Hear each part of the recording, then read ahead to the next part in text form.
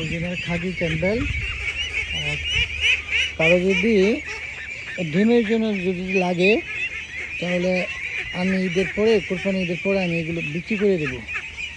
কারো যদি লাগে তাহলে আমার কাছ থেকে নিতে পারবেন। আমার এখানে 1000 বাচ্চা আছে। বয়স হচ্ছে 1.5 মাস, 1.5 মাস বয়স বাচ্চা। যদি কারো লাগে ডিমের জন্য তাহলে আমার সাথে যোগাযোগ করবেন আর কি। আমি ঈদের পরে এগুলো সেল করবো।